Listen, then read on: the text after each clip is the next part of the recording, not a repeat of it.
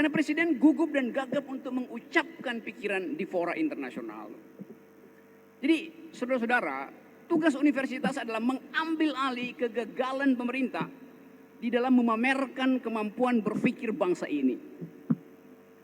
Dan itu tidak boleh dihalang-halangi oleh kekuatan manapun. Kita masuk di dalam satu suasana baru, yaitu bertengkar tentang statistik. Statistik itu adalah bagian dari upaya untuk pencitraan. Sebetulnya kalau dia diucapkan berkali-kali oleh pemerintah, itu artinya ada kebohongan yang hendak dimanipulasi lewat statistik. Kalau dikatakan bahwa misalnya infrastruktur Jawa, jalan tolnya udah tersedia, oleh karena itu ekonomi akan bertumbuh karena ada tulang punggung baru dari Jakarta sampai Semarang. Tetapi sisi baliknya mesti kita lihat. Dibukanya jalan tol menyebabkan jalan-jalan ke pantai utara itu tutup. Jadi ada beban ekonomi lain. Karena itu tugas kampus adalah membalancing statistik pemerintah. Berapa banyak warteg yang tutup di Tegal, berapa banyak toko batik yang tutup di Pekalongan, berapa banyak kios ikan asin yang tutup di Brebes, karena jalan tol tidak lagi mampir ke toko-toko itu.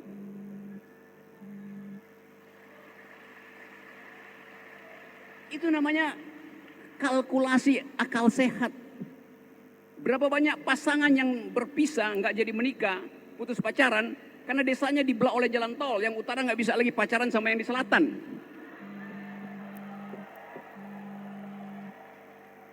Majelis taklim di desa utara diputus oleh jalan tol, sehingga nggak bisa ketemu lagi seminggu sekali, tinggal tunggu lebaran ketemunya.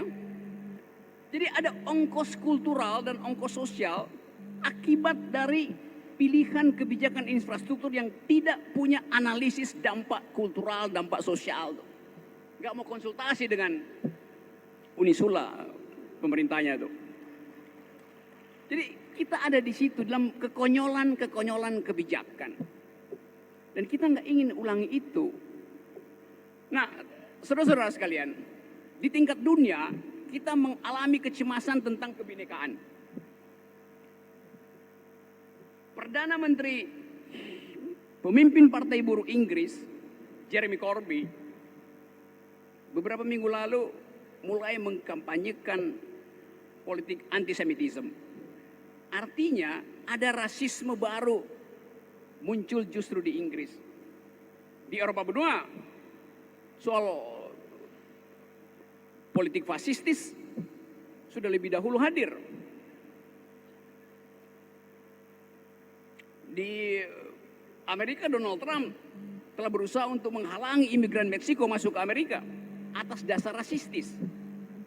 Suasana itu bisa berkembang di sini karena limpahan tenaga kerja asing yang tidak bisa dijelaskan oleh pemerintah. Dan itu adalah kesalahan pemerintah, karena pemerintah berbohong terhadap data tenaga kerja asing. Bayangkan misalnya menjelang pemilu ada social unrest dengan simbol-simbol rasistis masuk di dalam politik kita tuh. Dan kita tidak dipersiapkan dengan akal sehat untuk menganalisa keadaan. Saya mencemaskan itu. Karena keadaan hari ini adalah pertarungan sinisme, pertarungan intip mengintip kesalahan itu. Dan pemerintah menikmati itu. Kita tidak dibiasakan untuk merayakan perbedaan, karena justru Pancasila dipakai untuk membatasi siapa musuh, siapa lawan negara tuh. Jadi keakraban itu yang hilang dari pergaulan kewarganegaraan bangsa ini. Nah, saya ingin agar supaya kampus memikirkan ini, karena ada sangat mungkin terjadi konflik horizontal yang sangat mungkin juga disulut oleh mereka yang sekarang merasa sudah kalah itu. Karena bagi politik hari ini soalnya ada to be or not to be bagi petahana. Kalau kalah itu artinya satu gerbong kepentingan bisnis kapital juga lenyap. Jadi dari awal kita harus menyiapkan dua energi. Energi untuk memenangkan perubahan dan energi untuk merawat kembali kebinekaan itu. Saya percaya bahwa akal sehat di ruangan ini mampu untuk menarik diri dan mengambil jarak dari umpan-umpan primordial yang sekarang gencar diajukan dalam upaya untuk mengacaukan keadaan. Mungkin kita bergembira kalau kita bayangkan bahwa ada pertumbuhan elektabilitas, ada kemungkinan untuk, atau makin besar kemungkinan untuk memenangkan pertarungan.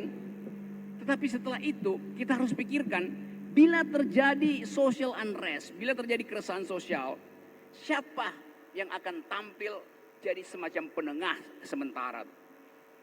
Dulu ada tradisi kita percaya pada universitas, sehingga beberapa rektor bikin forum rektor untuk bersiap-siap dengan keadaan tampil sebagai mediator keberagaman publik.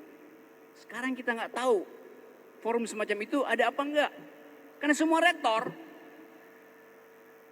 yang negeri terutama, dikendalikan diam-diam, dijadikan peralatan untuk membenarkan petahana. Di situ palsunya peran universitas. Jadi teman-teman semua, kita masih bisa bercakap-cakap dalam tanya jawab nanti, tapi satu hal yang ingin saya pastikan bahwa negeri ini didirikan dengan kemampuan akademis luar biasa dari para pendiri bangsa kita. Setiap kali ada rapat politik, para pendiri bangsa kita berselisih dengan ketajaman intelektual. Soekarno dan Nasir selalu berselisih, tapi mereka pinjam-pinjaman buku. Kalau Bung Karno nggak ngerti tentang demokrasi dan Islam, dia akan minta pinjam bukunya Muhammad Natsir. Kalau Muhammad Natsir tidak paham tentang sosialisme, dia akan pinjam buku Sultan Syahrir. Jadi ada situasi intelektual di antara pemimpin kita, yaitu pinjam-meminjam buku, kendati berseberangan secara politik. Tapi ada semacam kejujuran bahwa untuk berargumentasi, referensinya harus tersedia. Karena itu lawan politik dengan sangat elegan meminjamkan buku yang dia baca. Supaya fair perdebatannya tuh. Mereka pinjam-meminjam buku, bukan pinjam-meminjam komik.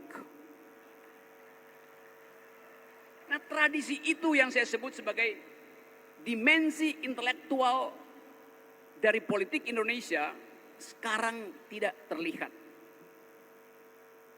Bahkan yang ada adalah, saya ikuti beberapa kampanye, yang ada adalah pendangkalan konseptual. Pendangkalan konseptual. Jadi teman-teman di ruangan ini, saya percaya bahwa kemampuan kita untuk menjaga akal sehat adalah upaya kita bersama untuk memastikan bahwa negeri ini masih akan bertumbuh bila pemimpinnya adalah juga berakal sehat.